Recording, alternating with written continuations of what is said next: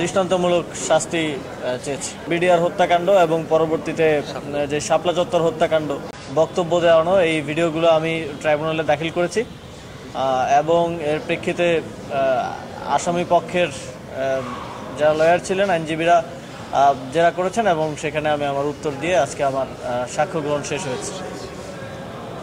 ঠিক আছে, আপনি কি শাস্তি চেয়েছিলেন আজকে?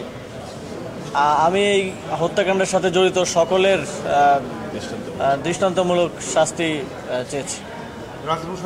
আমি ভিন্ন প্রশ্ন করতে চাই, সেটা হলো যে জুলাই সনদ নিয়ে 4টি রাজনৈতিক দল, জুলাই সনদ এখানে টপিক না, এটা একটু পাওয়া যায় না, 4টি বাম দল সই করতে আগ্রহ নয়, আর তারা কি জুলাইকে অস্বীকার করছে মনে করেন আপনি?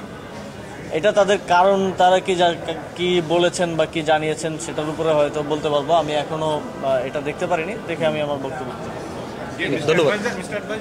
চিফ প্রসিকিউটর আজকে বলেছেন যে শেখ হাসিনার যেই অপরাধের যেই মাত্রা এবং 1400 জনকে হত্যা করেছেন তার 1400 বার মৃত্যুদণ্ড হওয়া উচিত, এরকম একটা তিনি আদালতেও বলেছেন, পরে এসেও ব্যাখ্যা দিয়েছেন। এই অপরাধের মাত্রায় আসলে আপনারা চিফ প্রসিকিউটরের সাথে একমত কিনা? আপনারা তো আন্দোলনের সাথে একেবারে ওতপ্রোতভাবে জড়িত ছিলেন। 1400 জনকে তো এই গণঅভ্যুত্থানের সময় হত্যা করেছে, কিন্তু বিগত 17 বছরে আরও কত হাজার মানুষকে যে হত্যা করেছে এর তো কোনো ইয়ত্তা নেই। এখন আমরা বিভিন্নভাবে তালিকা পাচ্ছি। এর আগেও আমরা আরও 2টা হত্যাকাণ্ড আমরা প্রত্যক্ষ করেছি, যেটা বিডিআর হত্যাকাণ্ড এবং পরবর্তীতে যে শাপলা চত্বর হত্যাকাণ্ড, এবং শত শত মানুষকে গুম করে হত্যা করা হয়েছে, অনেককে আর ফিরে পাওয়া যায় নাই।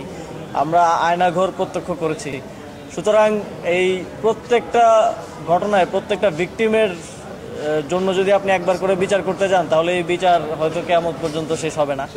তো আমরা এই সকল ভিকটিমদের পক্ষ থেকে আমরা এই মিসডিডগুলো যে শেখ হাসিনা এবং যারা এর সাথে আরও যারা জড়িত ছিলেন সকলের দৃষ্টান্তমূলক শাস্তি চেয়েছি এবং আশা করি এই দৃষ্টান্তমূলক শাস্তি নিশ্চিত হবে।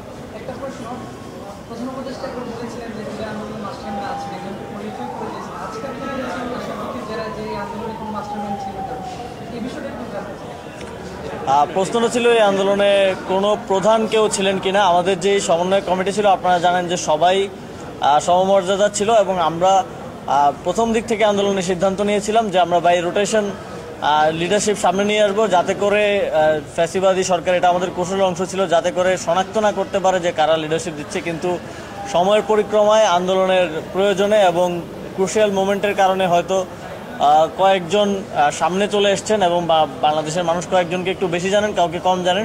তবে আমাদের ফর্মালি আমাদের ছিল সবার মর্যাদা সমান।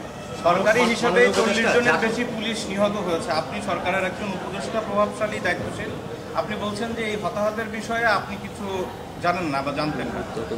কোন সরকারি হিসেবে? জাতিসংঘের যে ফ্যাক্ট ফাইন্ডিং রিপোর্ট, সেখানে যে 1400 মানুষের কথা বলা হয়েছে, সেখানে পুলিশের সংখ্যাটা আজকে জেরা করার সময় আপনাকে যখন জিজ্ঞাসা করছিল যে পুরো আন্দোলনে সারা দেশে বিভিন্ন পুলিশ নিহত আহত হয়েছে, সেটার প্রেক্ষিতে আপনি বলছিলেন আমাকে জিজ্ঞেস করা হয়েছিল যে চানখারপুলে যেখানে 6 জন হত্যা মামলা, সেখানে কোনো পুলিশ নিহত বা আহত হয়েছে কিনা। সেখানে আমার জানার মতো কোনো পুলিশ নিহত বা আহত হন নাই এবং সারা দেশে যেটা বলা হচ্ছে এটা খুবই অস্পষ্ট। এই বিষয়ে স্পষ্ট কোনো কিছু আমার জানা নেই, সেটাই আমি আদালতকে বলেছি। ধন্যবাদ।